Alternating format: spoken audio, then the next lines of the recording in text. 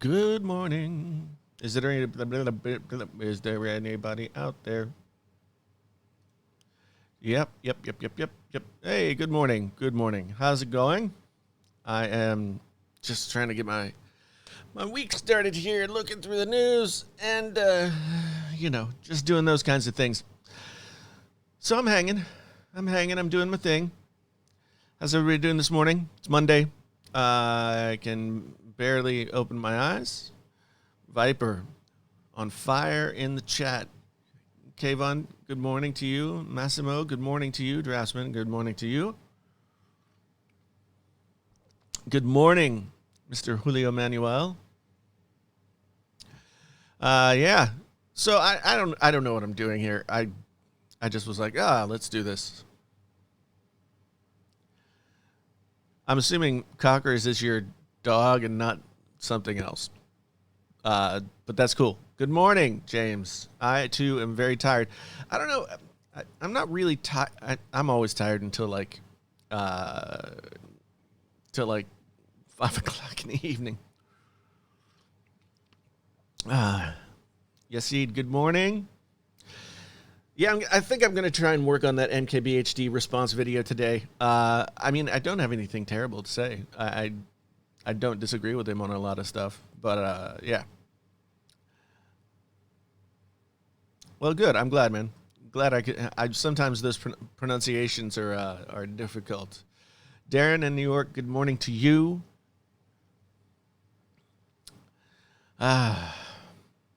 Oh, Cocker. I got it. Cockers as in Cocker Spaniels. I got it now. I got it figured out. Massimo. Yep. Okay. My brain is not firing. iPhone 12 box rumors. Yeah. I sometimes sleep well. I sometimes don't. Jason, good morning. Trying to keep safe. Trying to keep safe. Not always succeeding. I don't want to leave my house again. Will the iPhone SE receive with iOS 14? Do you mean the new one or the old one? The old one will, as well as the new one. So the iPhone SE 2016 will also have the iOS 14 on it. I actually did a video, if you guys haven't seen it, I did a video on using the iOS or the iPhone SE 2016 and putting iOS 14 on it, and it works. It works really well. I mean, it runs smoothly. It's all pretty good. The only problem is that the widgets and stuff are made for larger screens. So, yeah, Greggles, good morning to you. I've got my giant cup of coffee. Yeah, it's actually like a homemade latte, which is to say I had coffee with some frothy milk in it. Yeah, so good morning, Rashid. Good to see you. How am I feeling? It must be this camera that's making me look slimmer. I don't know. It would be nice if I was slimmer. I'm trying. Actually, the COVID has really impacted. I tell people that I have the COVID 15, like the freshman 15, but just from staying home and eating junk food all the time. How am I feeling? So, for those of you who aren't aware, for those of you who don't know, I was on vacation last week. Got home on Saturday evening. And so I was out Friday afternoon with my daughter. We were on a jet ski, and it was later than in the afternoon, and I think that had something to do with it. But the water was kind of choppy, and it was a rented jet ski, and I hadn't ridden a jet ski for a long time. And so we were going around, and I couldn't get the feel for it. So we were kind of just trying to go up and down, not go too far from where we were. And every time I would like slow down or stop, the boat would kind of dive to the right. And at one point, it just dove to the right and kind of like took on water on that side and flipped over. And I discovered that it's really hard to get back on a jet ski if you fall off of it. And we're in the middle of this lake, like 200 yards away from the shore. And of course, nobody on the shore that is watching us has any kind of boat or any kind of way to get out to us to help. Blah blah blah.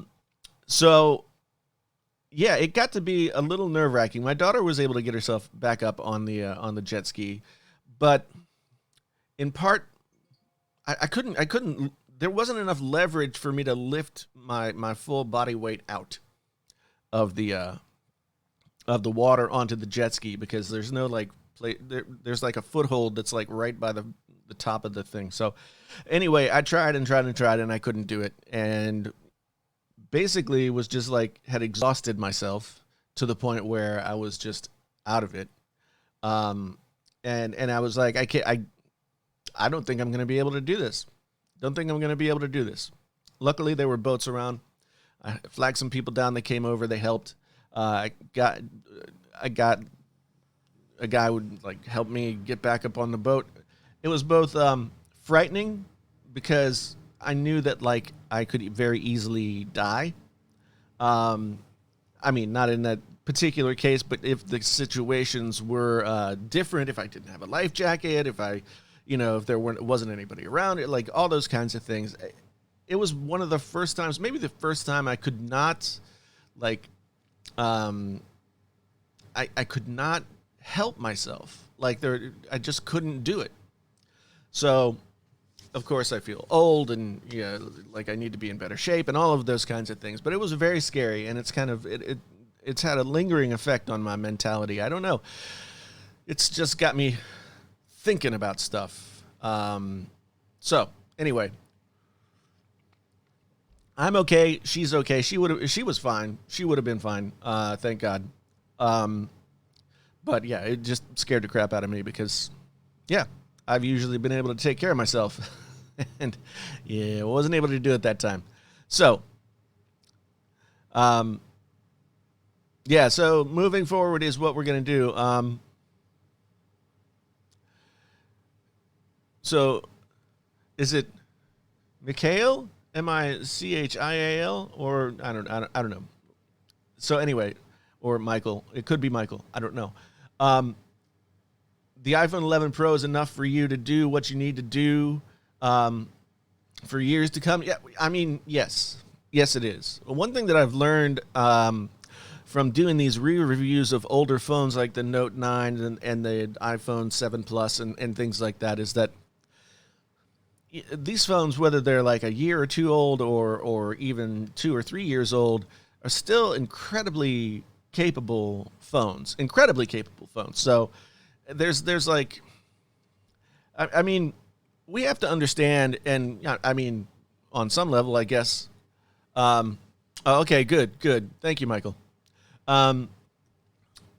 So we have to understand and I guess accept the fact that we are constantly marketed to, and so the FOMO of the new version of the iPhone or whatever it is, the FOMO of the new version of the iPhone is always going to be strong, and so you're going to be tempted to do it.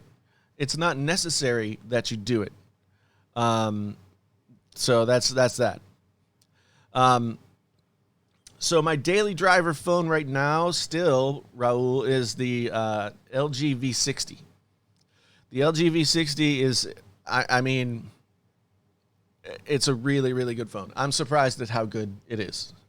I mean, it's not perfect. I don't think anything is perfect. Thank you, Draftsman. Really, really appreciate it. Note 9 is a great phone, man. Excuse me. James, the Note 9 is a great phone. I have the entry-level model, which I guess is 128, but still plenty. Stoxo, good morning to you.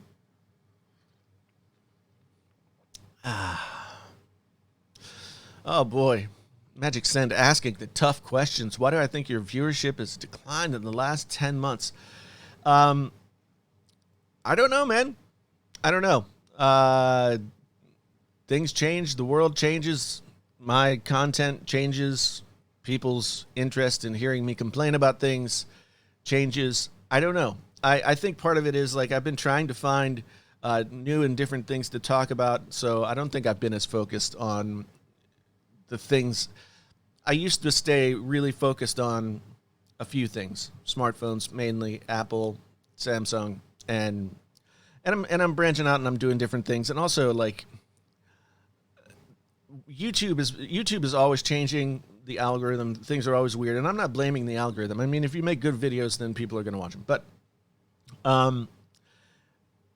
at the beginning of January, I noticed that my things just fell off, and they haven't pulled back up. But I just keep doing what I'm doing. That's the only thing. That's the only thing I can do. Gameski, good morning to you. The G8X. The DAC is really sweet. The DAC is really sweet. I mean, that G8X is a really nice phone too. I used it for a while and then knew the V60 was coming, so I didn't end up keeping it, but I did review it. I love that phone. Bellamame 365, thank you for being here. What kind of guitar do I have? So what you see behind me over here is a Gibson SG, I think a 2016 Gibson SG, and then over in that corner, probably can't see it very well, is a Martin D15, and then I've got a Bronco Squier Affinity bass. I just got a couple of really good guitars that are sort of my like main guitars, and then a bunch of beater guitars that I just do whatever I want to do with. But yeah, I'm planning on doing more videos about music. I don't know if I'm going to do them on this channel or if I'm going to start a different channel. It's really hard to. I mean, Danny, thank you, man. I will keep on doing what I'm doing because things change. If I would have just like complained about Apple for the last 2 years and just sort of kept ringing the same bell, then people would have got sick of me too. So it is what it is. To everything there is a season. All I got to do is if I keep making videos, then you're still in the game and you're still doing the thing. I mean, the funny thing is things just change, but like I'm not. Things are still okay in life and the channel, regardless of like how it might seem when you look at some of the view counts. Does it bum me out? Yeah. Would I love to see like 50,000 people in 2 hours? Yeah. But I'm whatever. Tech Odyssey, good morning to you. Good to see you, man. Good to see you. Glad that you're here in this morning.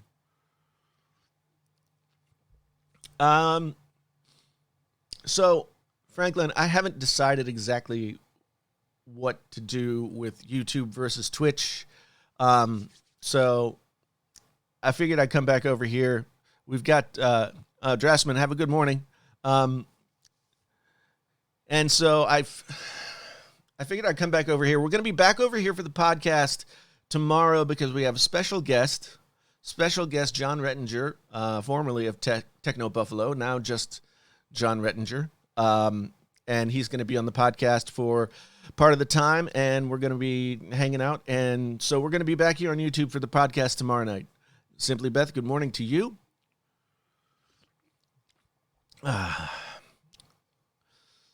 Outback Outlaw, thank you. I really appreciate it, man. That's very nice. Thank you for the super chat.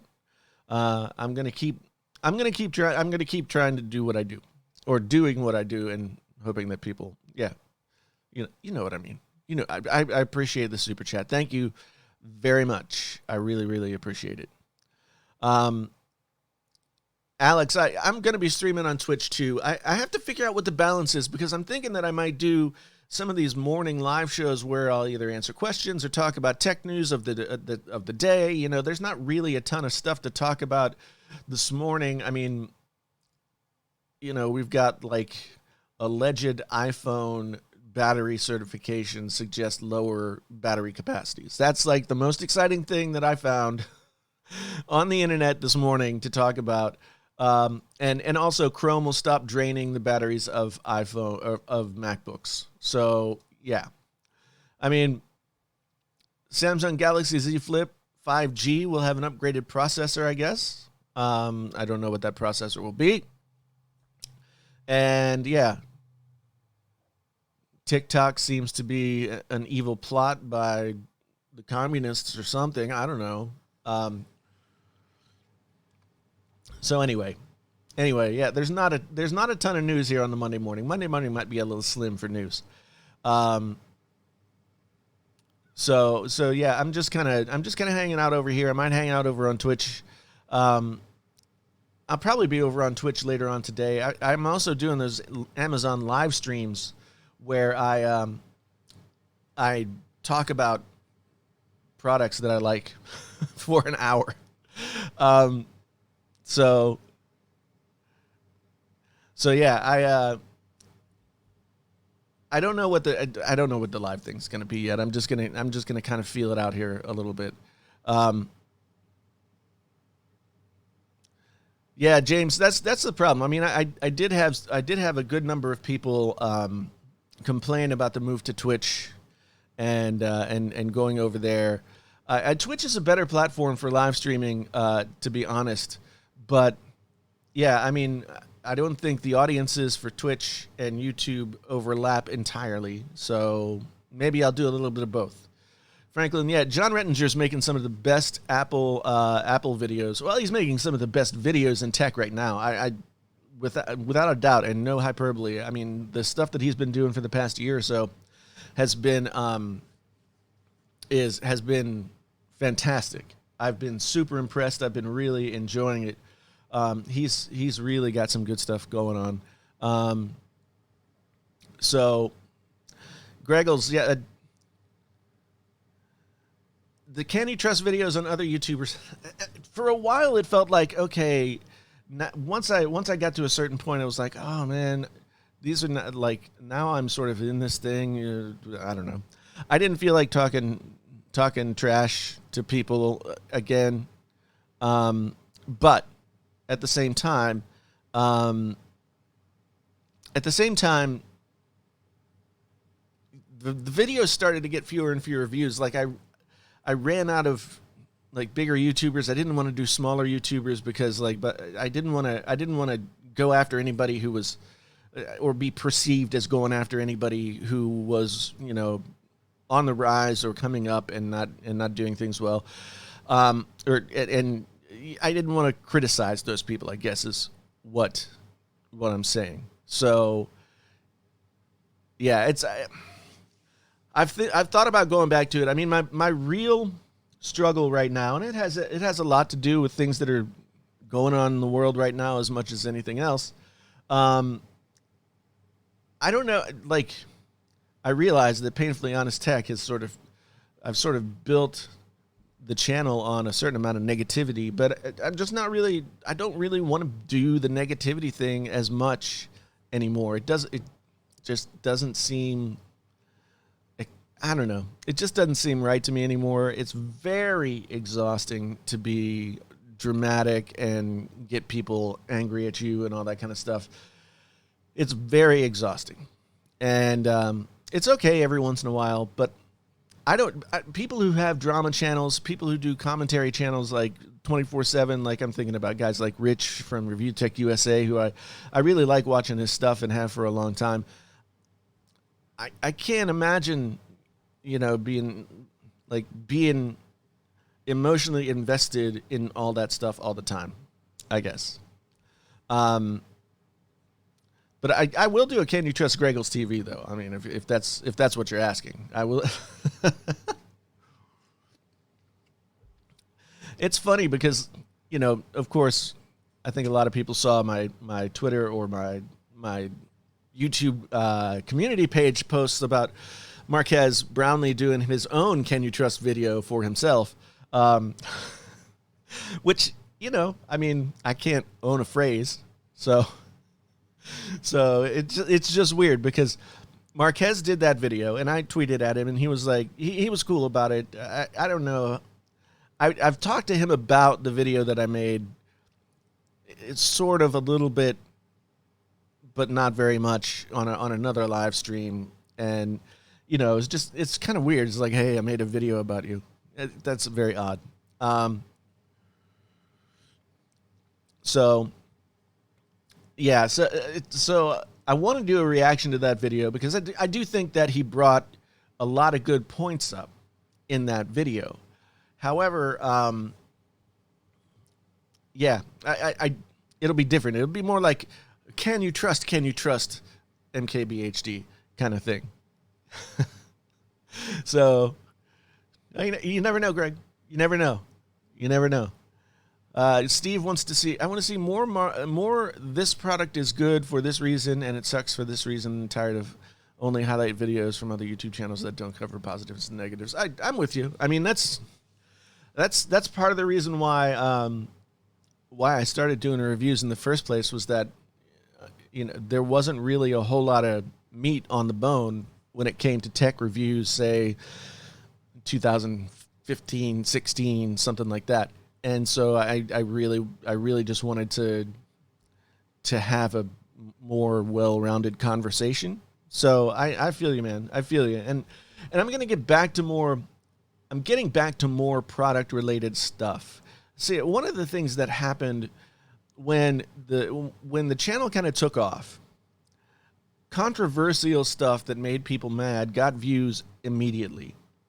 And reviews and other kind of product-centered stuff doesn't get views immediately. It gets views over time, but it doesn't get views right away. And so every time I would think about, oh, geez, I should do a review of this or that or the other thing. If it wasn't a smartphone product, then I would always opt for the thing that was going to get a bunch of views, and that kind of threw off the balance of the channel. So I kind of want to get back to talking more about products and why we use them and why we should and why we shouldn't, and all that kind of stuff. So get back to more.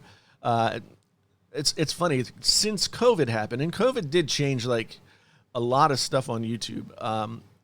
People who were providing really solid information about how to do live streaming, how to do all kinds of different stuff, what products were good, what products, like a lot of people started like really seeing an upsurge in their channels, which is great. And I actually released a review video of SteelSeries Arctis Pro wireless back in the middle of January. And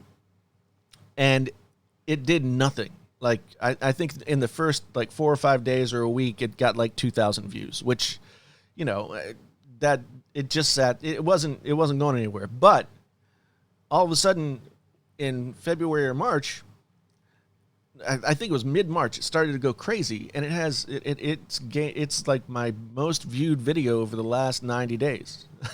It's or last 120 days probably at this point. But yeah, so those videos are starting to get some traction, and it's probably time to get back to some of that stuff and get back to why I really liked talking about tech in the first place. Well, Outlaw, it's really weird. It's really hard to be real on YouTube.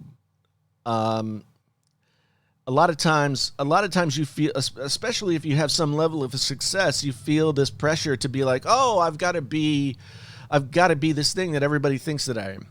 And so you kind of get caught up in that sort of cycle. And I mean, I definitely did to my own extent.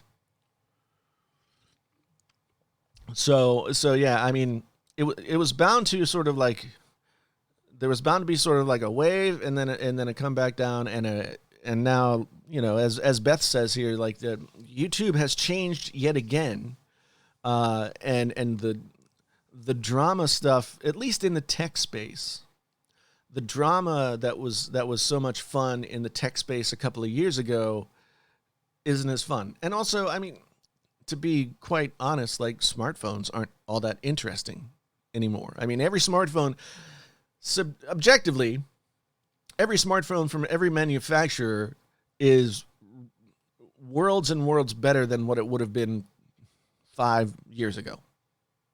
So, it's hard to it's hard to complain about. It's like, oh, it doesn't have a 120 hertz screen. I mean, you sound like a baby. You sound like a whiny little baby when you start complaining about like the screen resolution and stuff. So it's just like blah. I don't know. So Jeremy, I kind of talked about it a little bit before, but ultimately I'll just sort of go through it quickly. I was jet skiing with my daughter on this trip, and the jet ski flipped, and I was out in the middle of this huge lake, and just couldn't get myself back on the jet ski. Had to have somebody who was passing by come over and help me get back up. And yeah, I mean, it was just kind of humbling. It was humbling. I'd never been in that situation before, so it's just, and it really kind of stuck with me. Like, not only the fact that happened, and yes, it was embarrassing, it hurt my pride, whatever, but it could have been a lot worse. My daughter was with me. Yeah, it just was kind of a wake-up call. So I'm still sort of in the throes of that, kind of figuring out what, kind of just trying to figure out what's going on. So Massimo's asking if I managed to get 650 for my Note 10 Plus, is the Note 10 Ultra worth the other 600 that will go with it? I got to be honest, I haven't been following really closely. I've been reading the headlines and just sort of like scanning the articles, but I haven't heard too much about the Note 20 and its differences between that and the Note 10 Plus. I mean, ultimately, I don't think they're going to have any kind of like world-changing feature in the Note 20 that is gonna make it so that you have to have it. That's what I was just saying. Like, there's no more like great leap forward where it's like all of a sudden some fantastic technology has happened with smartphones where everybody wants to know about it and everybody has to go and get that phone. You know, they're all pretty much the same. And some will have this feature or that feature. Some won't. Some will be focused on this. Some will be focused on that. But when you're talking about the big manufacturers, the Apples, the Samsungs, et cetera, I mean, they make really solid phones for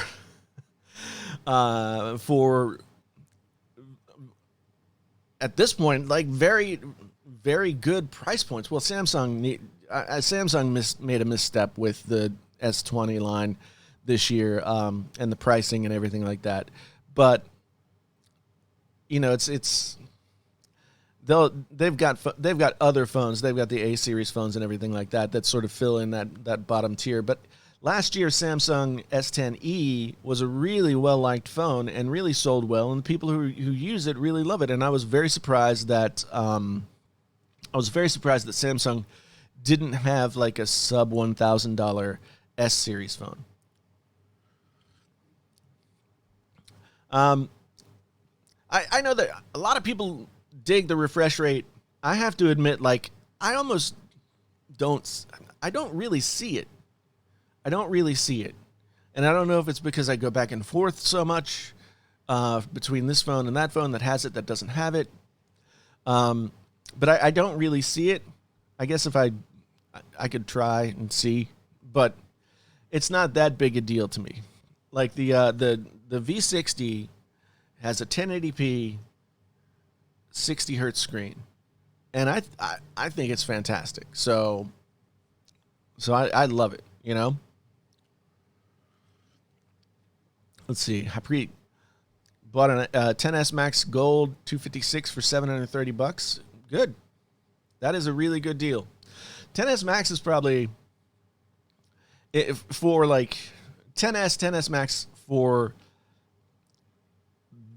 iPhones right now. You're probably going to get the best value for money with the 10s series, of course, because the 11 is still priced at the premium price that iPhones are always priced. So that series is always going to be pay full price. The 10 is still kind of interesting, but they got better. It got better with the 10s series. So yeah, I mean those are a great phone.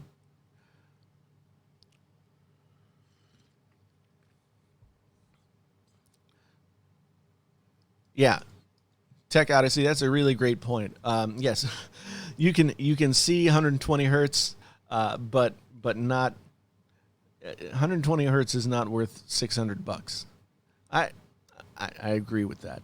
I agree with that entirely.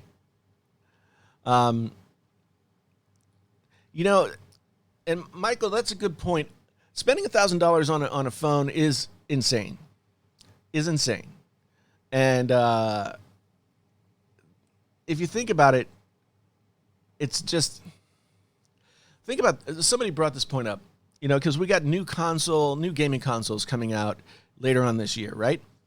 And people are like losing their minds because the gaming consoles might be over $500, right? But you spend $500 on a PS4 or PS5 or whatever, and the life cycle of that product is 5 or 6 years, and it like does so much stuff for you in terms of your gaming, your entertainment, et cetera, et cetera. I mean, yes, your phone is with you all the time, but the price of phones is so artificially inflated at this point that it's we've been properly trained to agree to buy these phones at these prices, and at a certain point, it's not going to be, people always say, well, if you don't like it, vote with your wallet, blah blah blah. Excuse me. Nobody's ever going to vote with their wallet. They're going to get the best thing that they can afford. The thing that will happen is that the best thing that they can afford will not be as expensive as it is right now, because as we've talked about before, smartphones are becoming more of a commodity than sort of a lifestyle / luxury choice, right? So when smartphones become about how much can you get for how little money, and there's not really any barrier between, this one's better than that one, because then people are going to start buying the cheaper phones. We're already seeing it happen. That's one of the reasons why I've been kind of focusing on doing used phones, is because I think there's still lots of good values out there to be had in used phones, and nobody really talks about it. I mean, a few people talk about it, but it just kind of came to me. BMAC, my man, good morning to you. Good morning. $1,200 price tag is why my wife called the Note 9 an investment phone. Yeah. If you're going to, I guess that's the one caveat. If you're going to buy a phone for $1,000 or $1,200 or whatever, and then you're going to use that phone for 3 years or 4 years, then it's fine. Because that's an investment that you get your money out of. But changing phones every year from $1,000 phone to the next, and they've got us, on like trade-in plans and all this other stuff.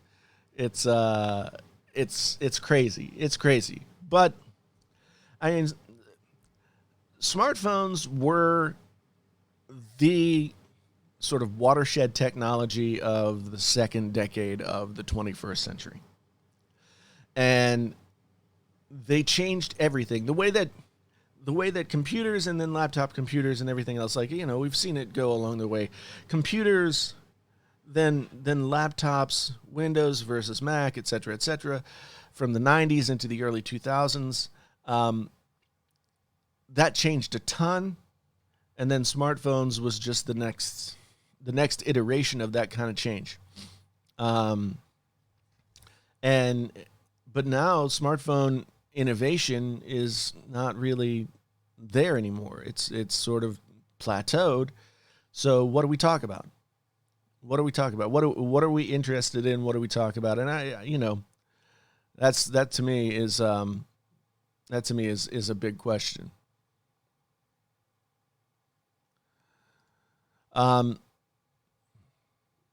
Siraj, how'd you do on your tests? TJ says giving another 5 years to those game consoles that are coming out later will be old and distant in a distant memory. This may likely be. It's really hard to say. This may likely be the last iteration of the gaming console as we've seen it before, where the gaming console is sort of the centerpiece to your entertainment and gaming situation. Because if you look at the gaming consoles that are coming out, if you look at the Xbox Series X, if you look at the PlayStation 5, they are basically computers. Yes, they've got some, very specific parts made for their devices, but they're computers. They have almost off-the-shelf computer parts in them at this point, which has not been the case in the past.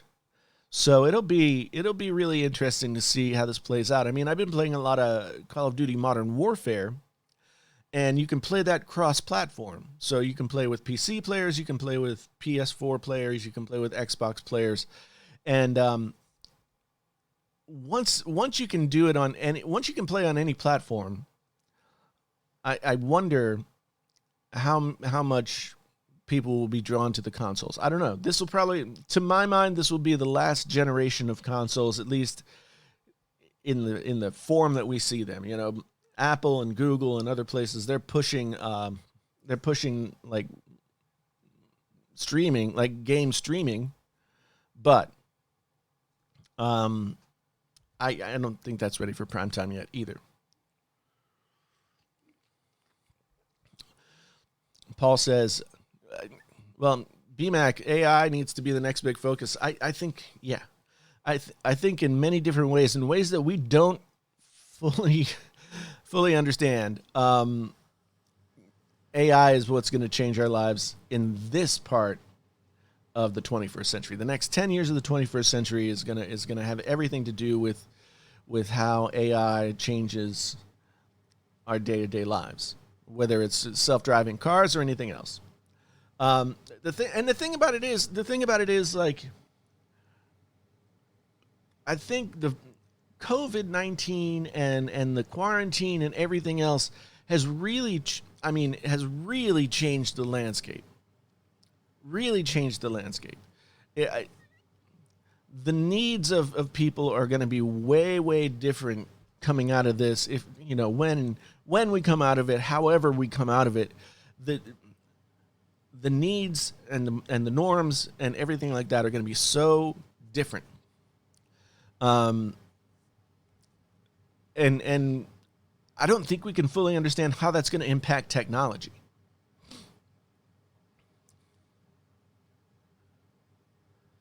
Hey man, I'm ready to go. I'm actually on a I'm on a server with SuperSaf and Edabong, Board at Work, and a few other people. I have friends friends from college and stuff that I play with all the time, and so I don't get to play with those guys very often, but I'm down for Tech Night on Twitch or something like that. Do some game streaming.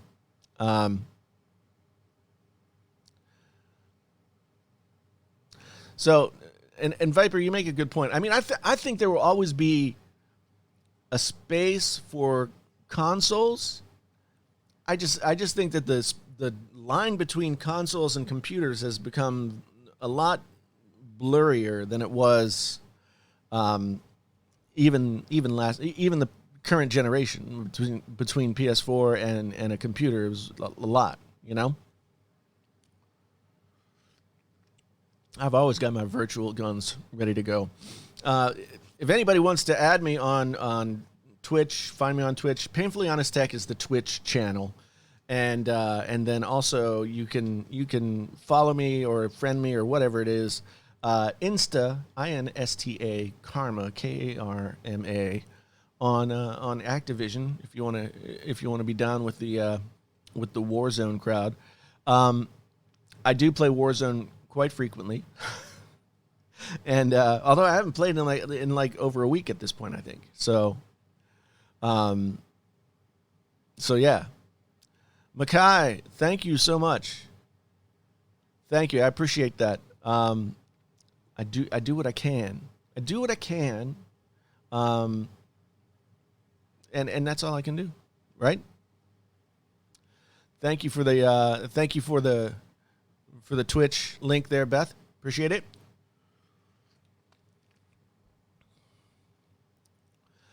So BMAC is going to feel me on this one. I've been streaming Warzone on Amazon because we both do Amazon streams. And so I've been streaming Warzone on Amazon, and it's very difficult. Amazon doesn't want you to curse or anything like that. They'll shut your stream down if they catch you. And I've been shut down a couple of times. It's very, very difficult to play Warzone or any other first-person shooter for that matter, and not just like have every other word coming out of your mouth be something blue. Yeah, it's terrible. It's terrible. I can't. I have reined myself in though, and now I say things like shoot and darn and all that kind of stuff. So yeah, it's I don't swear as much because I've trained myself to swear in more appropriate swearing forms. Yeah, it's terrible. Like, and so I play with a bunch of people, and there's certain people in the group of people that I play with that I know I can't play with on Amazon because they will not be able to to control themselves. Yeah. Well, the Amazon streams are a thing. They approached me and BMAC and some other folks late last year about doing these Amazon streams where we focus on, we do an hour-long stream about, products that we like or anything like that. They're not editorial. They don't tell us what we can or can't talk about. And so there's a remuneration to that as well. So that's why Amazon is, I try and get the Amazon streams in as much as I possibly can. Although Twitch, one thing I found about Twitch, and I've only just barely scratched the surface because I'm a Twitch affiliate now, but I don't stream on Twitch enough to really have any kind of forward momentum for that channel. But the monetization of Twitch is much more streamlined and easy to understand than YouTube is. I'll say that. It's not as much of a black box. It's, you get subs. They tell you how much money you make from each one of those subs and everything like that. So Twitch has its benefits, and I think Twitch is a great platform. And so, yeah, I want to spend more time over there. I do make money from the Amazon streams. So that's part of the reason why I focus on the Amazon streams. Swappa is a great option. Swappa is a great option. I've bought and sold phones on Swappa quite a bit. I've talked about this in some videos, and I didn't know about this program until I started doing these streams on Amazon. But the whole Amazon Renewed program, they've got laptops, they've got tablets, they've got everything, and they've got a pretty strict set of rules about how you what you need the product to do, what standard it has to meet in order for it to be appropriate for the Amazon Renewed program. And so like the Note 9 and the iPhone 7 Plus and a couple of other phones that I've gotten have been really, really solid. Like you wouldn't know that they weren't brand new if nobody told you. Yes, BMac. Yes. Oh darn.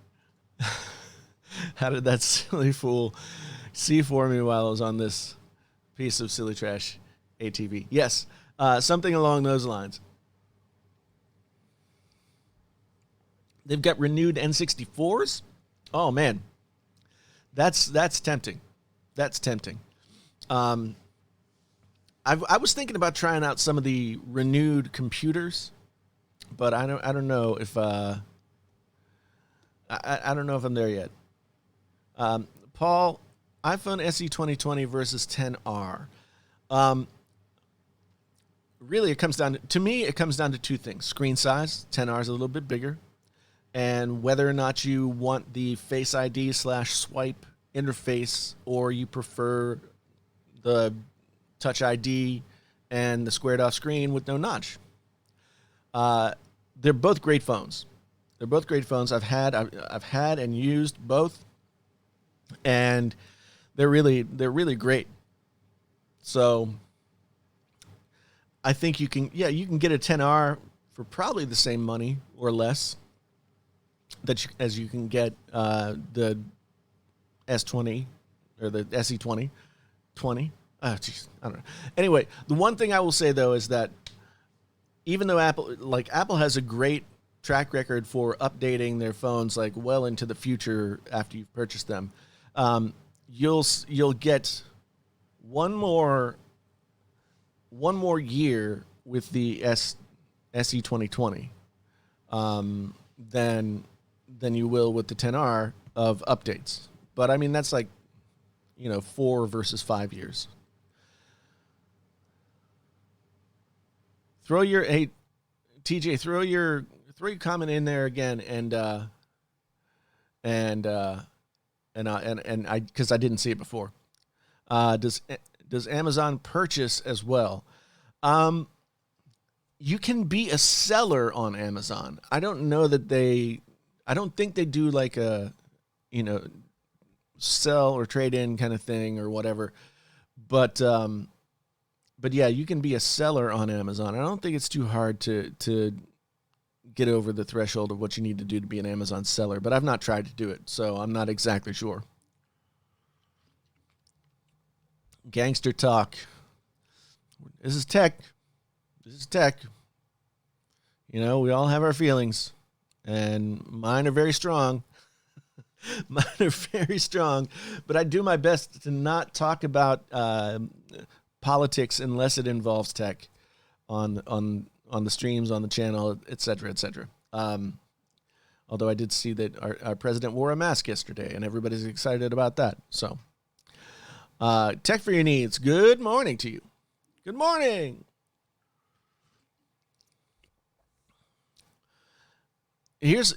So Brandon, interesting point that you bring up. So Google is selling Pixel 4s for $800, but if you go on Amazon, you can get a Pixel 4 for like between $400 and $500. So, yeah. So there's no reason to pay Google full price for that phone. That's almost a year old at this point. You can get it for a lot cheaper, a lot of other places. So I ordered my Windows laptop. It's not here yet. It's coming on Wednesday. And as I said, I've been doing these Amazon streams, which has given me, a little bit of money to play with to do things with the channel.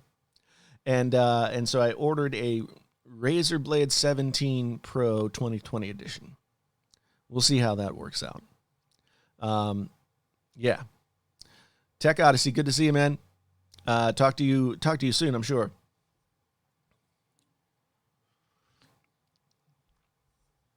No problem, Paul. No problem at all.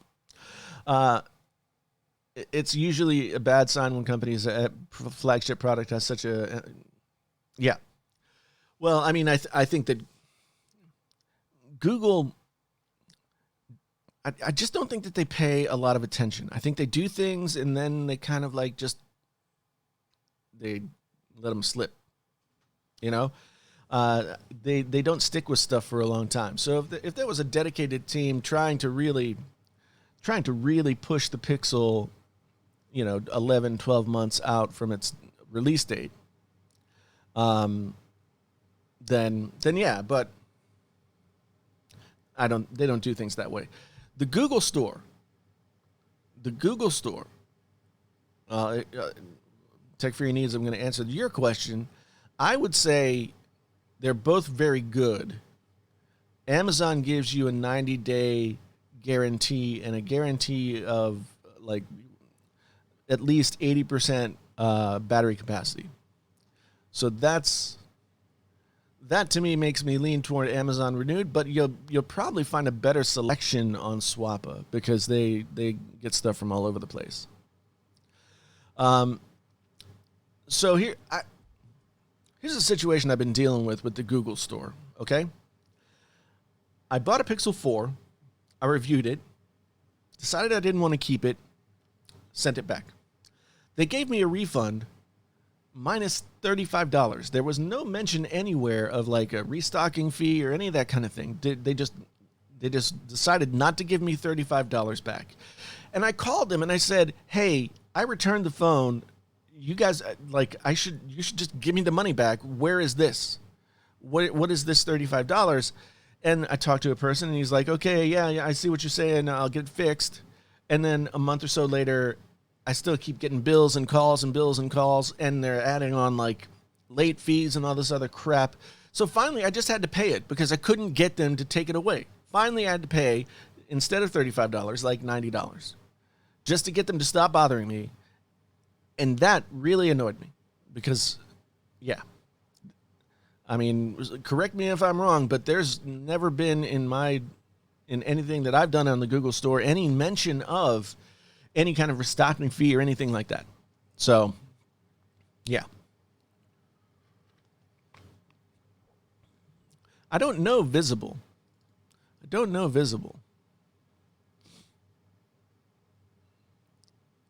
Yeah, 5G, I mean, I saw an article this morning about how Apple's going to do 5G so much better than everybody else.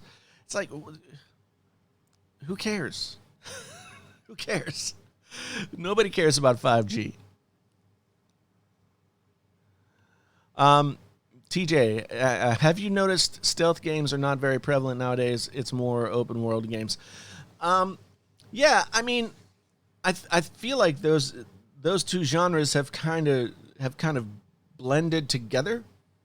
There's some games that are more focused on stealth, and there's some games that are more focused on open world, but they're not they're not entirely separate from one another now. I think also like playing The Last of Us 2 during the current situation that we're in was really freaky. So maybe that has something to do with it. Favorite music streaming platform? I hate Spotify. I've never been able to use it ever since it came out. I hate Spotify. Tidal, I love the fact that they have the high resolution files available and that you can get that, but their discovery system is awful, and that bothers me. I can never find anything. They don't suggest things well. They don't put things in front of me when I look at the charts and all that kind of stuff. They show me stuff that I don't listen to. And the only service that I've found that reliably points me towards stuff that I like is Apple Music. And I've tried every other streaming service. Well, probably not every other. I've been trying Amazon Music HD or whatever it's called recently, and that's pretty good as well. That's pretty good as well, but I just don't have enough time in it for the algorithm to know like what really to recommend for me. Um, so I keep going back to Apple Music just because. Although I got a free 6 months of Apple Music, and when I signed up for the free 6 months, it like wiped out my entire catalog of stuff that I'd been building up over the past however many years I'd been using Apple Music. So I'm back to square one. So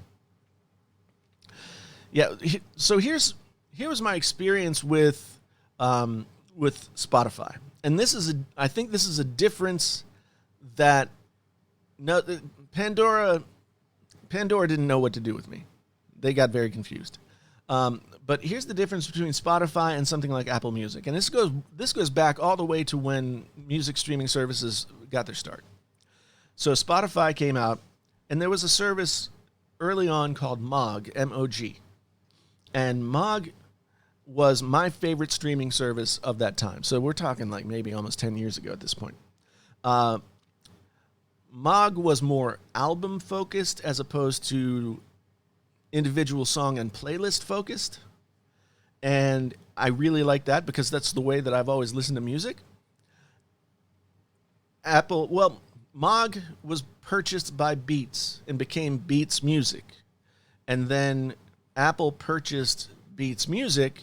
So there's still the DNA of Mog in there where it's more focused on artists and albums as opposed to individual songs. Although I think Apple does create some pretty darn good playlists. They have good people working for them making those playlists up. So yeah, but I lost all of my MP3s. I had I transferred one over to another hard drive, and then like over the course of a couple of weeks, both of them fell on the floor and died. So I still have most of my CDs, but I don't feel like spending the time of like redigitizing them. So yeah. I'm just reading here for a second. Tidal is better than Amazon HD, although Amazon has bigger high-res audio library. Yeah. I just feel like the problem for me with Tidal is because their algorithm for suggestion is so... It seems like it leans in like a specific direction. It was much more like I had to think of and go out and find the stuff that I wanted to have in my collection. And it just was a little bit more tedious than I wanted it to be. So, Alan asks, would you get a refurbished last of stock Pixel 3a or wait for the 4a or 5? That's a good question because you could probably get that Pixel 3a for pretty cheap. I would imagine like, in the $300 or less, depending on which model you're getting kind of area. The thing is, like, I haven't really kept up. I don't know how well Pixel 3As are surviving over the long term. Are they holding up? Are they doing well? I don't know. So that's something. So that's something to take into consideration. The Pixel 4a, I thought we would have heard about now, and I haven't been following rumors like really religiously. But correct me if I'm wrong. The Pixel 3a came out in March or April of last year, and there was some talk about a Pixel 4a, but then that talk has kind of died down. So I don't know that we. I don't know that what we're getting. I don't know what's going to happen with the Pixel 4a. It might just be the Pixel 5. The Pixel 5 might be a mid-range device. I've heard it might be like $500 or $700 or something like that. I don't know. Jose, yeah, I don't buy CDs anymore just because I don't even have a CD player hooked up. I have a CD player back there, but I don't have one hooked up. And I still buy records. I still buy, vinyl, as they say. And so I still buy that, but not very often. This is the one thing that I hate about music streaming services, and I hate that it's happened to me because of it, Music streaming services make you a very lazy music listener. They make you very, very lazy because you could either like. I remember when I used to like take my CD Walkman to work, and I'd wear it in the subway and all that kind of stuff. It would be like I'd spend a few minutes scanning the CD collection, like, oh, what am I in the mood for today? And then I'd like, put them in a little sleeves and put them in my backpack and go, and that would be the music that I would listen to for the day. But now, like, it's not that granular. You just open it up, and they've like on Apple Music, they've got Jason Radio, and so I can just put Jason Radio on and listen to Jason Radio, and most of the time it's stuff that I like, but it's not like eating a meal. It's like grazing. You're just kind of like, I'm out here just passively taking the music that you're throwing at me. And it's not really as engaging or as fun or as, for lack of a better word, intellectual than it was when you had to like make choices with your money. I love that we have everything that's ever been recorded under the sun available to us, but it makes us very, very lazy, very passive listeners, and that really bothers me.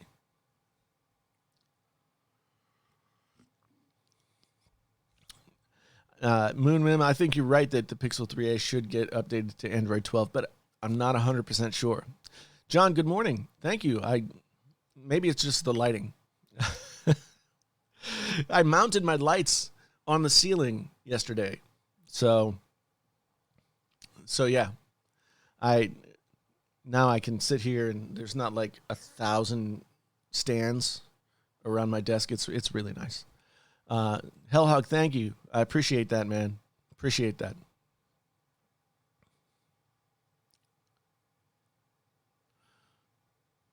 Which point? Which was Alt 7075? Which was a good point? I was making so many good points that I lost like track of them.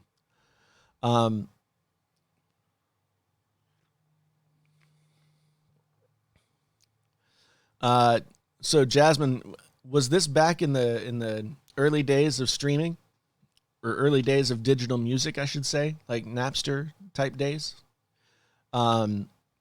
Yeah, that's this camera. I'm using the Logitech Brio right now. That's why I'm glowing.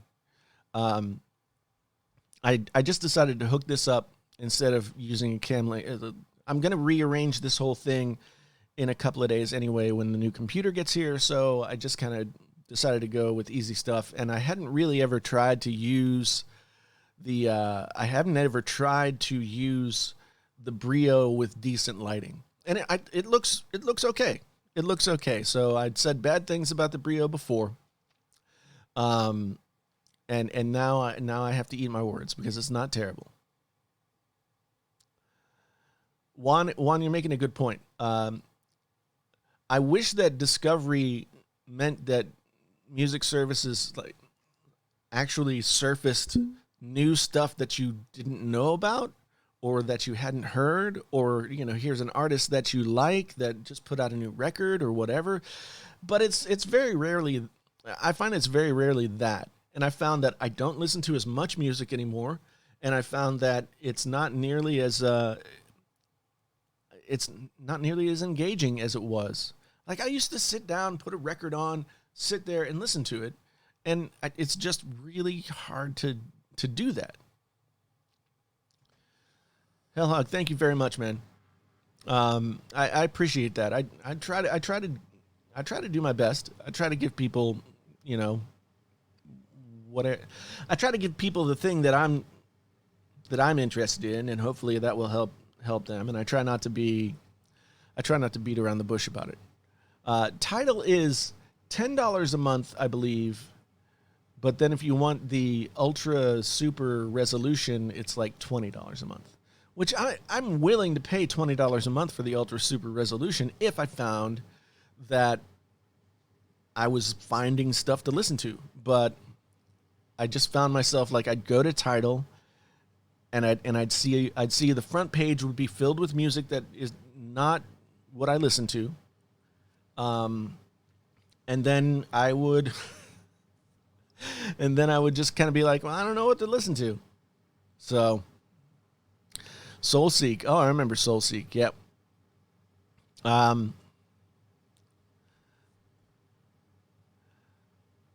Well, Beth, you've worked harder than I have. I I am kind of bummed that like the whole collection that I had on Apple Music, like over the however many years, has like gone away. I lost it, but yeah, I don't know. I don't know. I listening to a record, listening to a CD, putting it in the player or on the platter, and putting the needle down or pressing the play button or whatever. You're I mean, it's an active process. Like selecting, you know, best rock songs from 1982 and putting that on shuffle is not an active music listening process. That's not to say I don't do it and I don't enjoy it when I do, but it's not the same. And I think that music has suffered for it, to a certain extent. But things change. Things always change. It used to be all about singles, and then it was about albums, and then now it's about EPs and digital releases and everything else.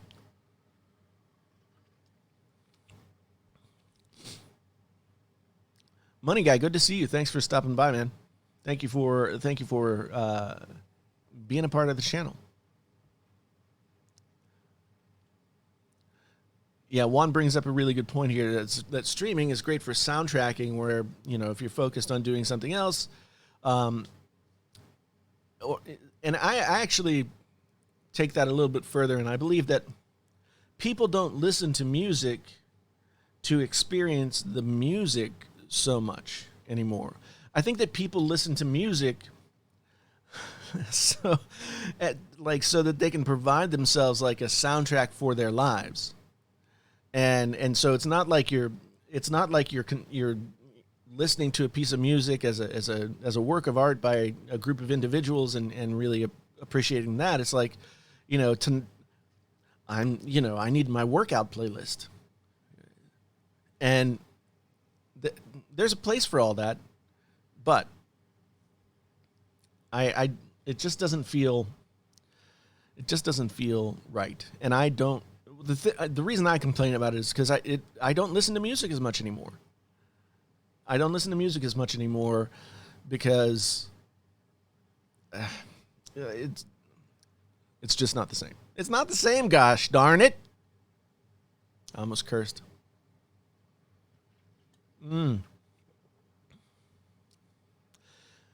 Yeah, Jasmine, you're right. Like, here's the thing about buying CDs or records or cassette tapes or 8 tracks or whatever it is, singles, whatever it is that you bought. You had a finite amount of money to spend, right? So let's say you have $25 that you're going to spend at the record store that day. You're really thinking about the choices that you're making, right?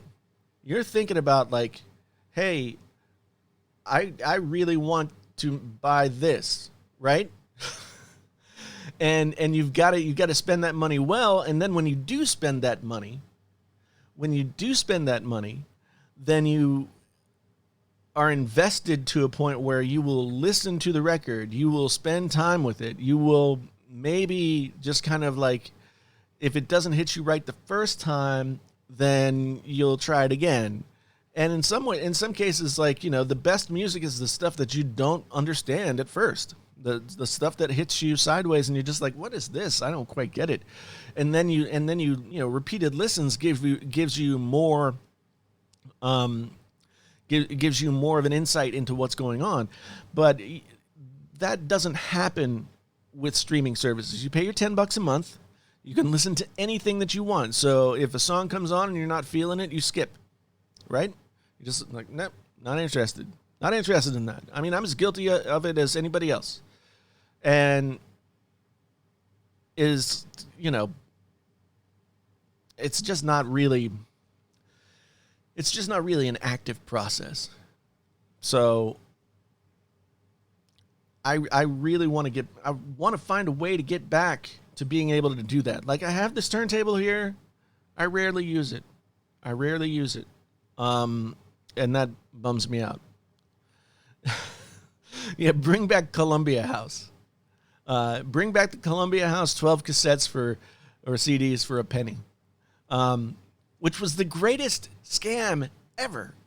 Because you would get those 12 CDs and then, well, I mean, if you were smart, you used like a fake name, right? And you just got the CDs and you never had to pay for anything. But if you got caught, you had to end up paying for stuff. So, but Columbia House was awesome. I built my CD collection, starting with Columbia House for sure.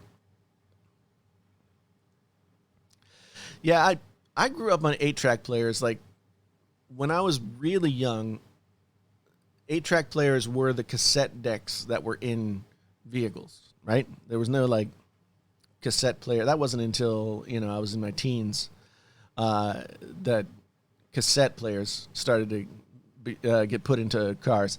So yeah, I've got this soft spot for 8-tracks, but 8-tracks were weird. Like I never fully understood how switching tracks worked. It was very, very odd. Very odd.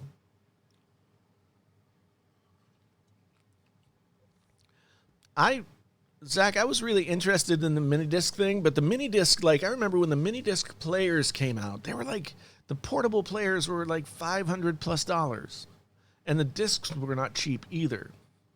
And so I just, to build a collection out of that, would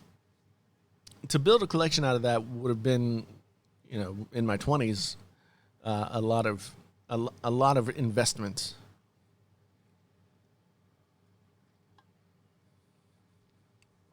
Yeah, Jasmine's right. There are no commercials in CDs. And here's the thing. I don't know if you guys are fans of Wilco, but there's a line in a Wilco song that says, "There's no call waiting in my headphones." There's no call waiting in my headphones. Obviously, this was a song that was written before iPhones and smartphones and such. But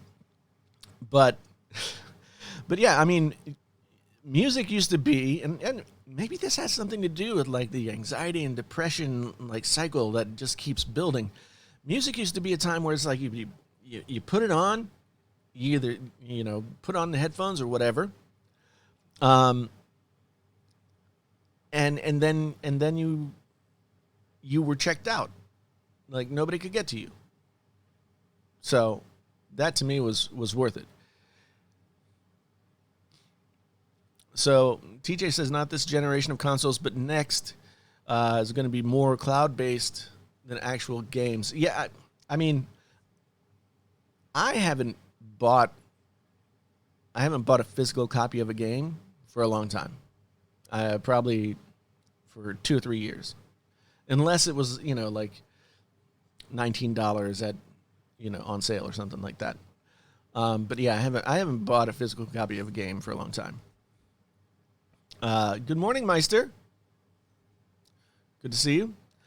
I really enjoy Sirius, Wes. We have it in both of our cars, and I really enjoy it. I don't know that I'd enjoy listening to it inside the house, but maybe I would. I just haven't paid for that part of it. We just pay for having it in the car, whatever the cheapest thing is.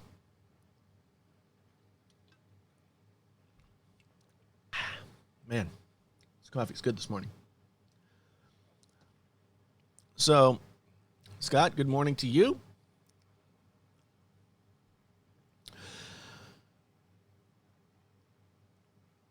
Yeah.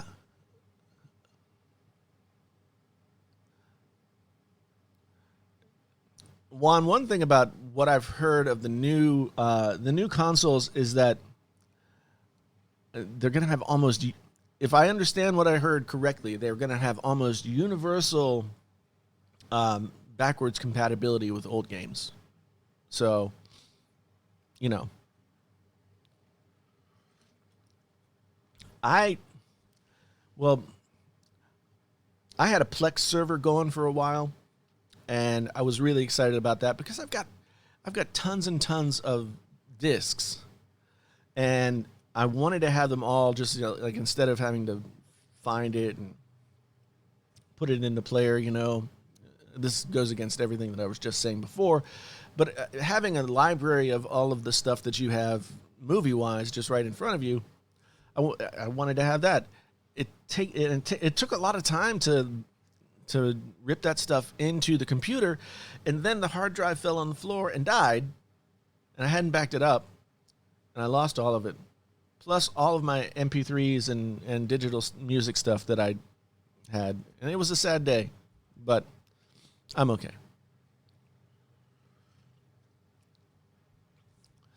So yeah, the Amazon Music is better than I thought it would be.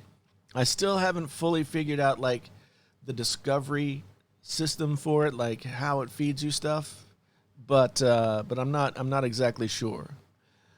Meister, my razor is coming Wednesday. Wednesday was the quickest I could get it from Amazon. So I spent a stupid amount of money on this computer. So we'll just have to see.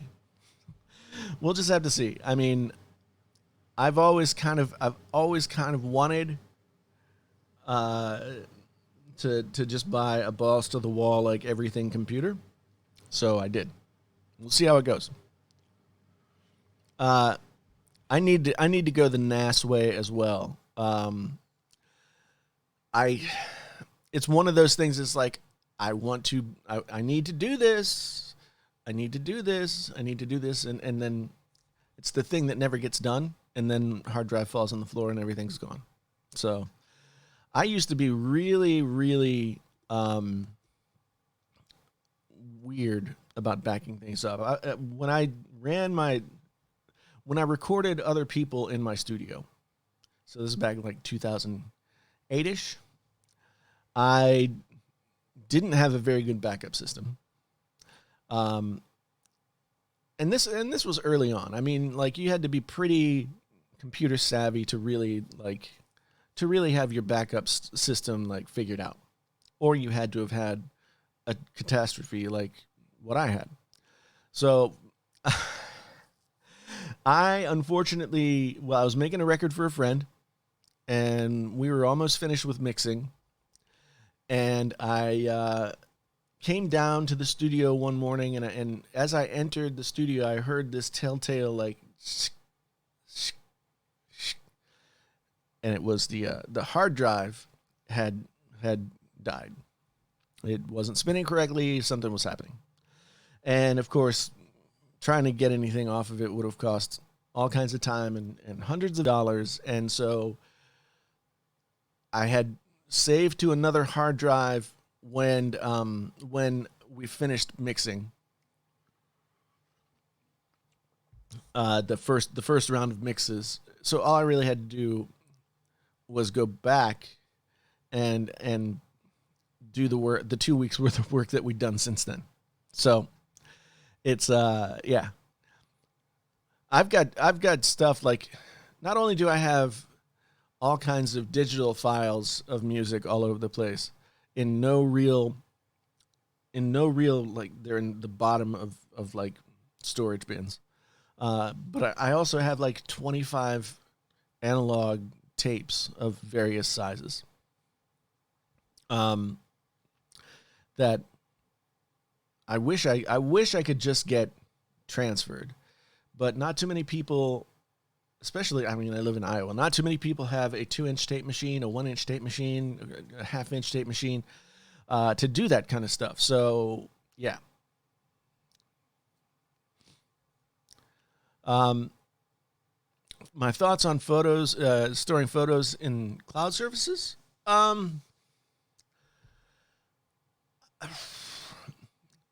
The benefits outweigh the risks, I guess, for me. So one of the things about how many times back in the day did you hear people say like, "Oh, my phone died. I lost all my photos." At least at this point, with very little effort on your part, all of the all of the pictures that you take get uploaded to a cloud and they stay there, and you can look at them or you can not look at them. So I don't really dislike. I see how it could be abused. I don't know if it'd be. I don't know. It probably wouldn't be in the best interest of any of these companies long term to futz with anybody's information. Yeah, no, man. These tapes are like, some of them are ADAT tapes from the late '90s. Some of them are, reel to reel tapes from the early to mid 2000s, and so the age at this point. Like, scares me. I try and keep them stored in a place, and they're sealed up in their plastic cases and everything. I try. Hopefully, they're aging well, but yeah.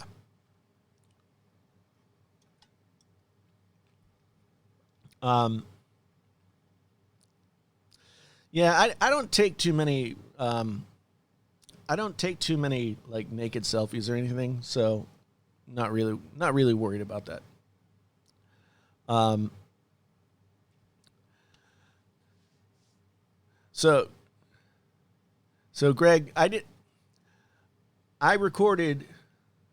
Well, okay, so I recorded other people in my space, but it was just kind of like friends and that kind of thing. But my main recording experience before that was as an artist. So I recorded in a lot of. I lived in New York and I recorded in a lot of different studios. Like, here's how much things have changed. So in the year 2000, I made a record. It was the second record that my band made. We had made we were self financing it because we had a record deal that was being worked out, and it was never believe that the record label is ever going to actually sign you. Let me tell you that.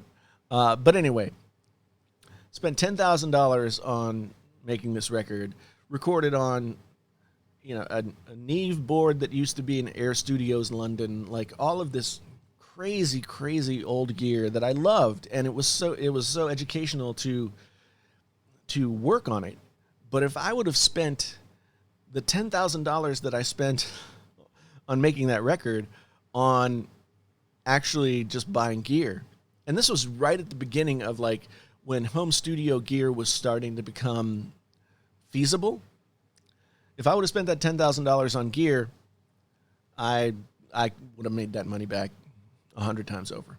Oh well, live and learn. Live and learn. Jeremy, thank you for the $5, man. Thank you, I appreciate it. I appreciate the kind words, and I will keep on keeping on. Do I know if John Prosser is still alive? I have seen that he has tweeted things. So I'm going to take that as proof of life. He has tweeted things onto his Twitter account. Why, what they're doing, I don't know. But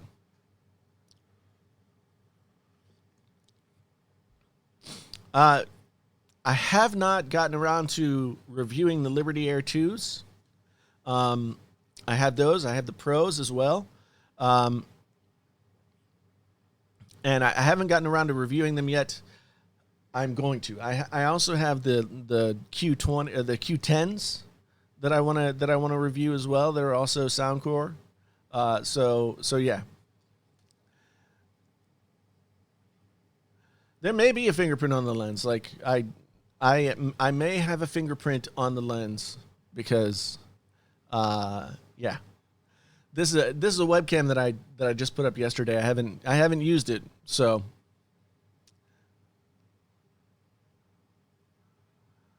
all-time favorite game and console. Favorite game, Last of Us. Favorite console, Atari 2600. So, Jeremy, let me. When you become a member, you get applause. So, there you go. Thank you, man. Welcome to the Wizard Squad. Welcome to the Wizard Squad.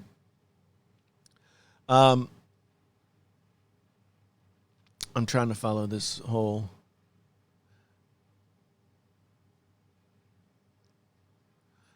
No, I don't think that John got hacked.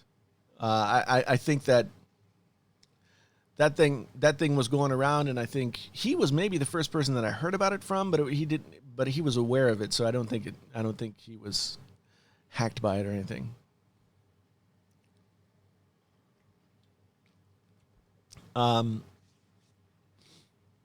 So Samsung event in a few weeks. I don't know. I mean, yeah. Am I going to get the Note 20? Yeah. Of course I will. Of course I will. I love the Note phones, and so I'll get it. I mean, one thing that I probably dug this hole myself, but I hate the fact that every time I get another phone, people are like, "Oh, you need to change the phone again." It's like, this is what I do, right? I mean, so. Well, so AS says, even though you're a smaller channel, you need to call these bitches out for stealing your Can You Trust slogan. Well, I did call out Marquez on Twitter a little bit, and he responded. The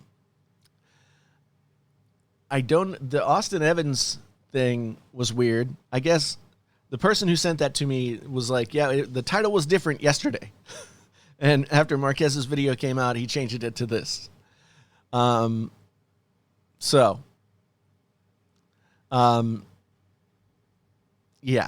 The Can You Trust thing, like, I don't know what to do with the Can You Trust thing, to be honest. And I've talked about this before.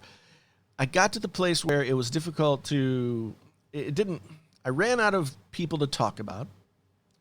And doing smaller YouTubers was A, not getting me very many views, and B, not really getting me I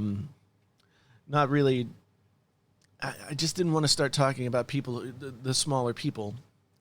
And so I've been doing Can You Trust videos every once in a while about things or companies, but that hasn't really gotten the views either. So I don't know if I just need to keep putting them out and maybe they'll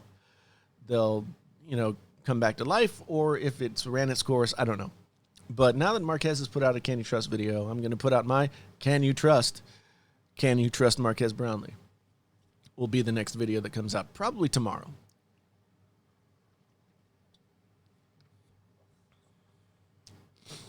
The Can You Trust series was weird. It was a weird way to sort of like enter into the zeitgeist of YouTube, where suddenly people kind of knew who I was. Because, I remember going to Vid Summit in 2018, and Vid Summit's like a conference for YouTubers, people who are doing social media. And I was watching Sarah Dietschy give a talk, and I hadn't met her at that point. And I asked her a question. And I asked her a question, and before she answered the question, she was like, wait a minute, are you the guy who makes the videos about other people? And I was just like, yeah. I guess so. I guess I am that guy. So Can You Trust was a weird way to sort of enter into that world. But,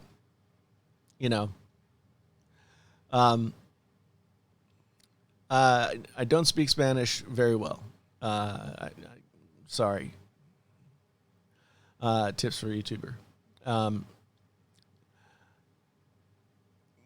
I don't have any problem with Marquez either. I think that by and large, like, he can be pointed when he wants to be. He can be, funny, he can be soft, he can be whatever he wants to be. Most of the time, yeah, most of the time he's solid. And I think that the video that he made the other day was on point with a lot of his points. I kind of just want to do a reaction video where like I go through and sort of put my opinions in there as to what he's saying too, because there's interesting perspectives. It's an interesting conversation. Can you trust the CDC or the Surgeon General? Oh man, oh boy. I don't know about that. Will, thank you for the sticker. Really appreciate it. Really appreciate it. I'll give you a quack.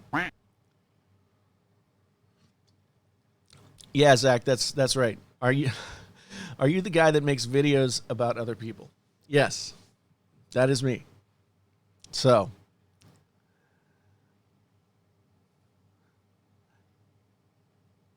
Jiffer, going to start a channel about protecting data? Yeah. Yeah, that sounds like a really good idea, man. Really interested in seeing how that goes.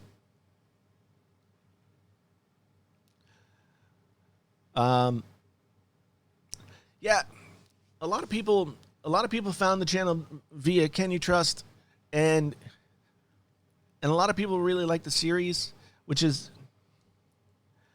why I just haven't figured out how to successfully continue it. But maybe, like I said, maybe it's just that I just have to keep doing it.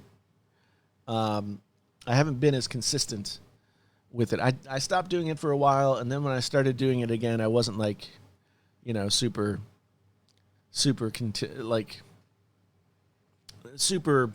consistent, I guess. I didn't always stay neutral with the Can You Trust series. I mean, I got in trouble. People weren't happy with me a few times, but we're all friends now. It's good. YouTube has changed quite a lot. I mean, the drama of 2008 in the tech space is not as palatable to the community as it was before, in my estimation. It's not as palatable to me either. Alt 075, thank you. I appreciate it. Brainstorm it with a branding expert. Yep. That's a good idea. That's a good idea. I mean, Roberto Blake and I kind of came up with that idea together. So he and I have talked about it on and off. And he's pretty good at that branding thing. So I think I just have to commit to doing it and it be a regular thing. And I haven't done that since the initial run. I've just kind of done it here and there.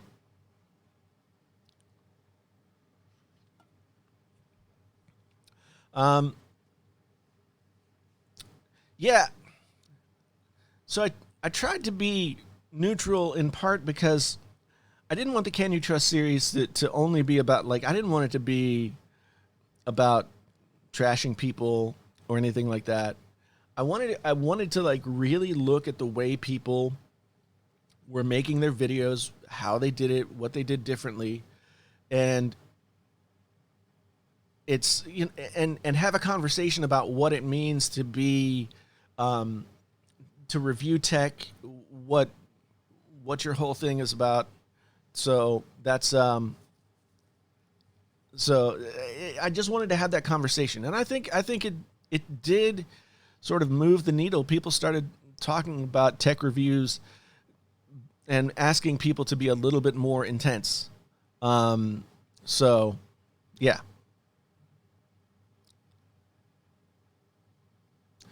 Do I think voice artists receiving death threats is a passing phase, or have just moved on from soap opera to gaming stars?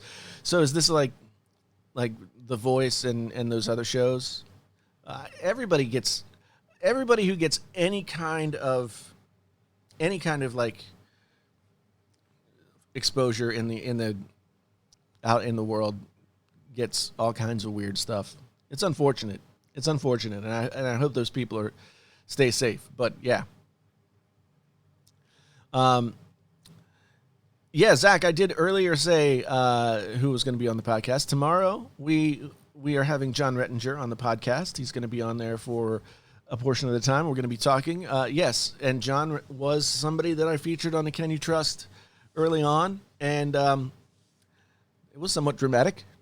So, but now, yeah, we've been good friends now for a couple of years, so it all works out. Juan, thank you for being here, man. Thank you for being here, and yeah, Beth, good to see you as well. I did write a script for those videos.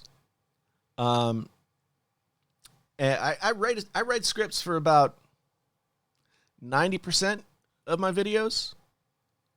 I write scripts for about 90% of my videos and use like a little teleprompter thing that goes on my camera lens.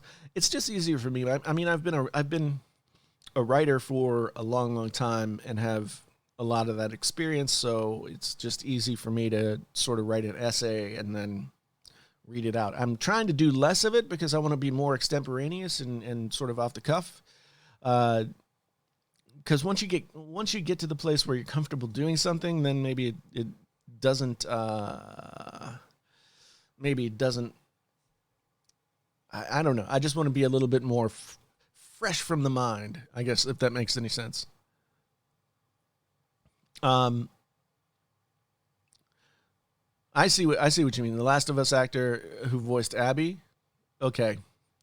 Yeah, I think someone like her getting death threats is ridiculous. She's an actor who got hired to do a job. It's a dream job for that actor, I'm sure. And that person worked incredibly hard to do that job. And again, I'll say it makes people mad, but then there's like, a bunch of man babies who didn't get fan serviced, who are upset because they didn't get the game that they wanted. And they act like, I mean, there's nothing worse than someone with the mentality of a 12-year-old but the physical age of an adult. Because that's a dangerous combination. But most men in the United States are like in Arrested Development at 12 years old. They want to be 12. And when they don't get what they want, they throw a temper tantrum. I'm looking at you, The Gathering. It's just a temper tantrum. This sort of proliferation of YouTube channels like around Star Wars and other things that's just like grown men throwing temper tantrums has been one of the things that's made me less interested in doing that myself, being that dramatic. I mean, yeah, I'll have my moments where I'll have a little rant about Apple taking the headphones and the charger out of the box or something like that. But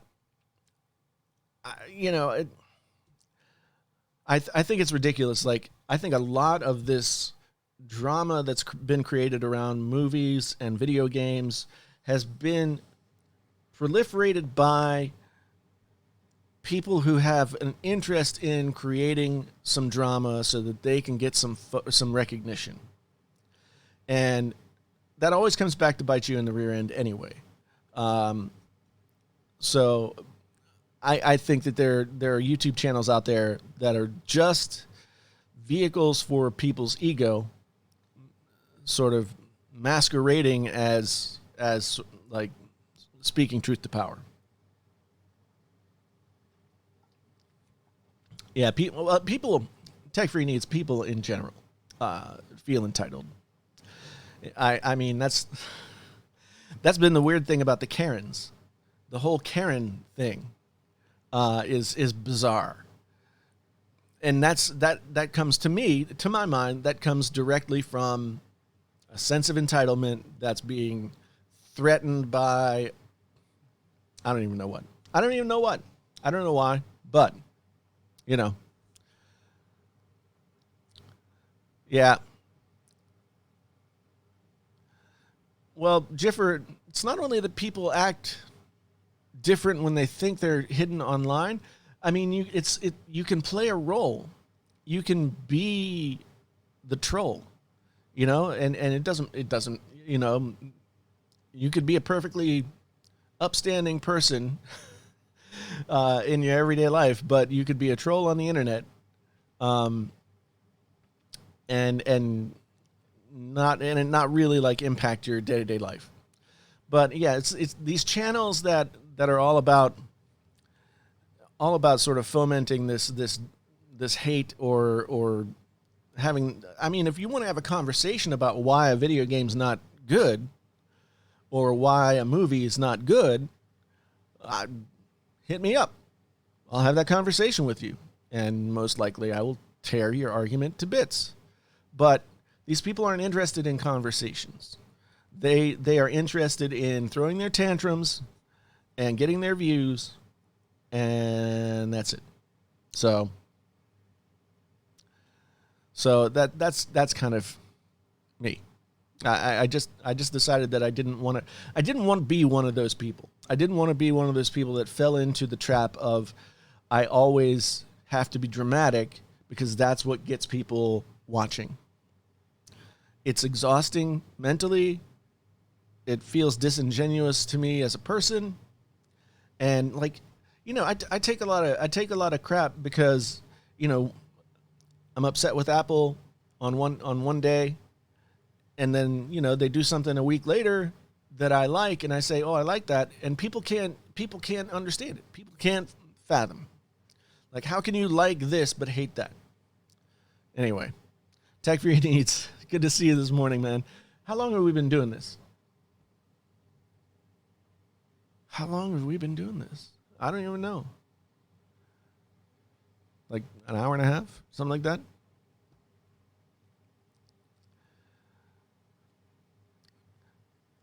Jeffrey, you bring up a great point.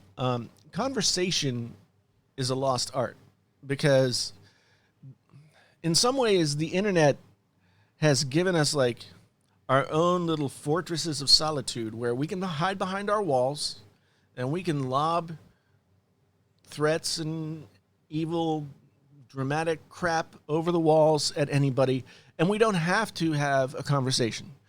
If you were standing in front of the person you were saying these things about, if you were standing in front of the person, and having to have a conversation, then you wouldn't say these things that would likely get you punched in the mouth. So, yeah, the internet kind of is kind of a petri dish for all that stuff.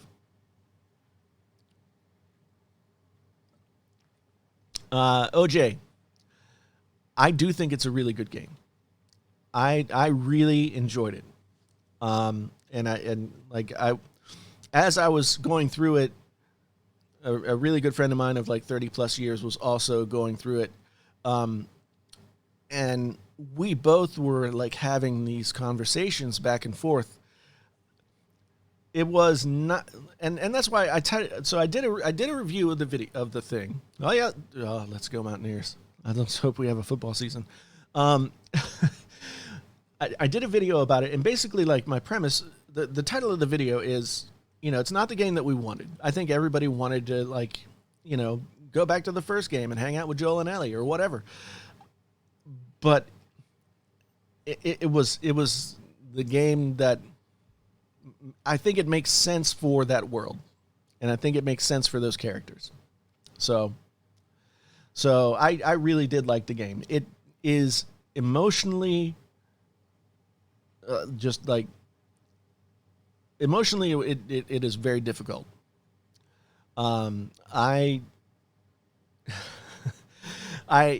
found myself just like, you're not supposed to get that many feels out of a video game, and they weren't good feels, but it was highly worth playing. So I really enjoyed it, and I'm a huge fan. Like I said before, the original game was my favorite game ever, and I have to live with this one for longer to really know where it stacks up in that pantheon of games that I've loved. But it was probably the most emotionally draining and affecting games that I've ever experienced by a long shot.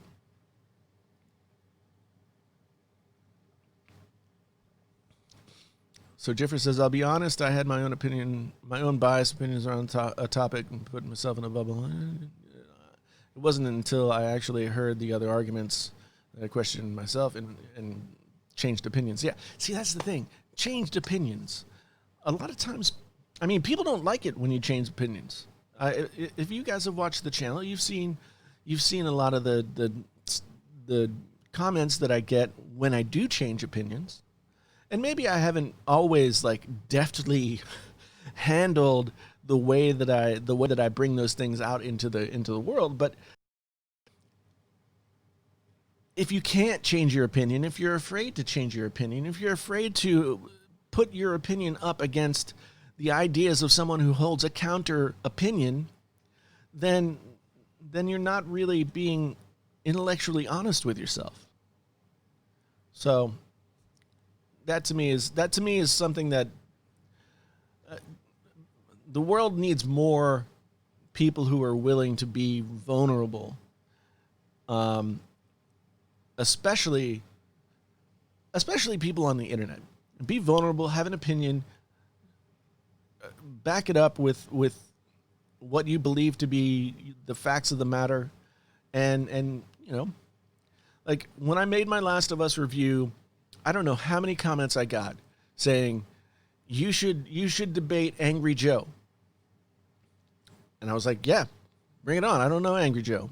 Tweet this at him and tell him to come debate me. But, you know, Angry Joe's got problems of his own.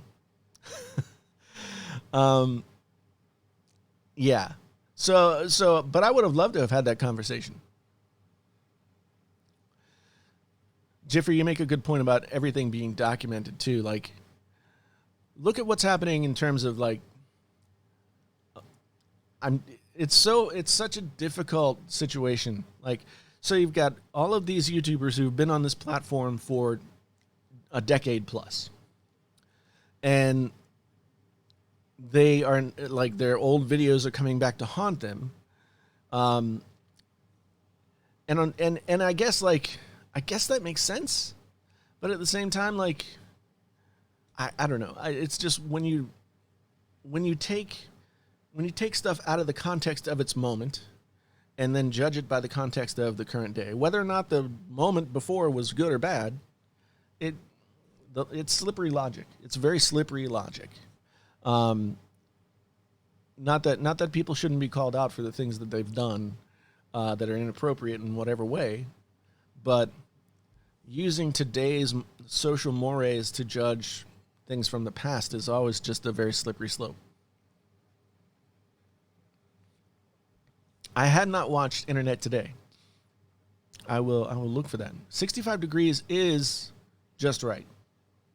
You know, little cool breeze, a little bit of sunshine. It's just the right temperature for me. But anyway, yeah. Honesty is hard to come by on the internet, or anywhere. Yes. Thank you, Devin. I don't think people know. Okay, I'm trying to figure out a way to say this. I don't think people know how to be honest because it's so easy to find an echo chamber that will reinforce your opinion, no matter what it is. We don't have to be honest because we can be coddled and reinforced. So yeah, it's difficult. It's difficult. I'll look up the Jim Jeffries stuff. I've watched only a little bit of him.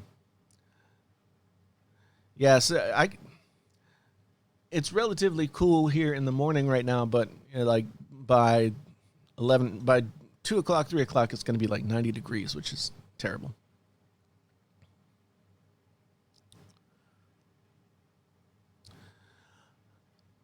Yeah, I mean, Jeffrey, you bring up a good point. I mean, if you are somebody who is a believer, and you know, I grew up with those teachings, There are so many people who, like, I mean, in the name of what they believe, they explain away horrible things that they do to other people. It doesn't make any sense to me. But so I see what you're saying.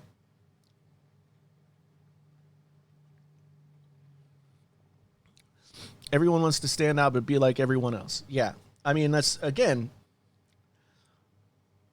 the popularity contest on the internet is just like high school magnified by 10,000. You know, being on YouTube is like being in high school. You've got the cool kids, you've got the weird kids, you've got the kids that, you know, fell from grace for one reason or another. You've got the football players, you've got the whatever. You've got the athletes, blah, blah, blah. It's just like high school. And high school is difficult to navigate. But I always feel like the people, like some of the people that are still my best friends in the world are still people who I knew and met in high school. And we all grew up together in a certain environment. You know, we were all musicians. We all were sort of outcasts in our community. So we grew up in an environment where we weren't trying to do what everybody else was doing. In fact, we were like forcefully trying not to do that. And it set the tone for me for the rest of my life of like always trying to calibrate myself to the situation. Like me, not like what everybody else thinks, but me, like calibrate myself to what is going on. And a lot of people don't do that. I mean, there's so many things culturally and systemically that have happened in the world. The United States as a really good example.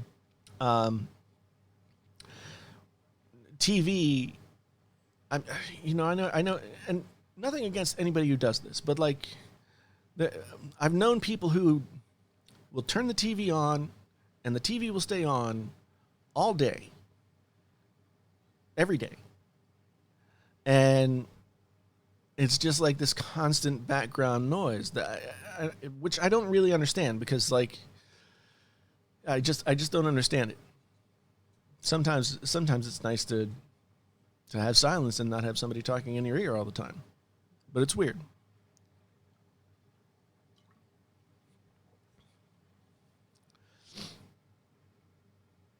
So I think most people channel their views on morality through philosophy or faith. I tend toward economics via socialist thinkers.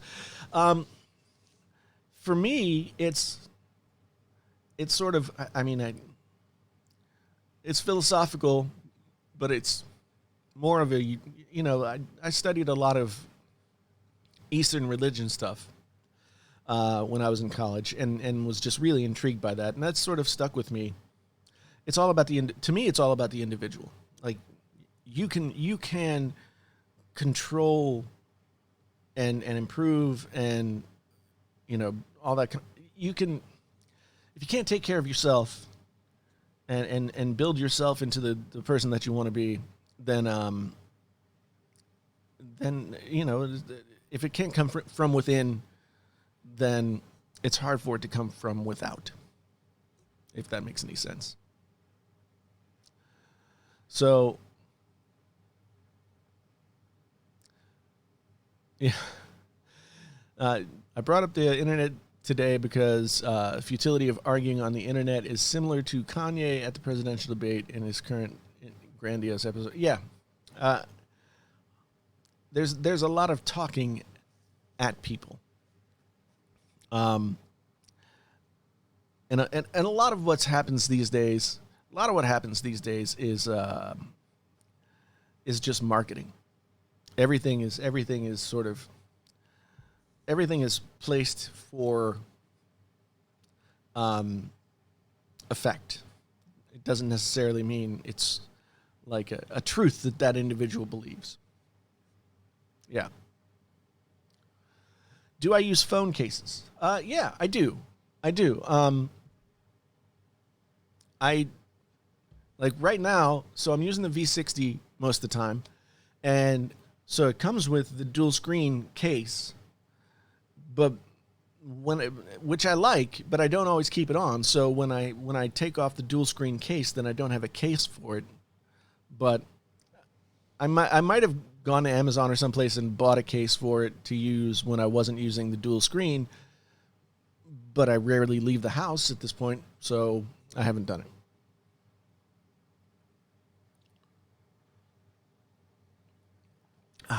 Anyway, folks, coffee is out. It was a 2-cup live stream, but I think I'm gonna bring it to an end here, so I can get going on some other stuff and bring you guys that Can You Trust MKBHD video. Really appreciate everybody who's been here. 125 people right now. I really do appreciate it. You guys have been fantastic. Everybody who's become a member, super chatted, anything like that, absolutely fantastic. Don't forget, tomorrow night, 7 p.m. Central, 8 p.m. Eastern Time, we will have the Painfully Honest Tech podcast back here on YouTube, featuring John Rettinger, formerly of Techno Buffalo, now of John Rettinger, who is, for my money, one of the best tech YouTubers going right now. So please join us. Mr. Maxman99, thank you for the $9.99 super chat. Okay, good question. This is a good question. I would say I looked at the ProArt Creator, and I couldn't quite figure, like, I wanted the Thunderbolt 3, but I couldn't quite figure out if that board was right for me. And I don't know the ROG Maximus 7 Extreme, but Thunderbolt 3 was a must for me when I was looking at computers. So, but Asus makes probably I've had the best luck with Asus motherboards, so I don't think you can go wrong either way. But for 8K rendering, the Creator board might be better suited. But again, I haven't really studied the specs of it. Anyway, folks, thank you once again. Really do appreciate it. My name's Jason, sometimes known as the JTL. This has been a Painfully Honest Tech podcast. No, it's not a podcast. It's just a live stream. And I'll see you guys tomorrow. Until the next time.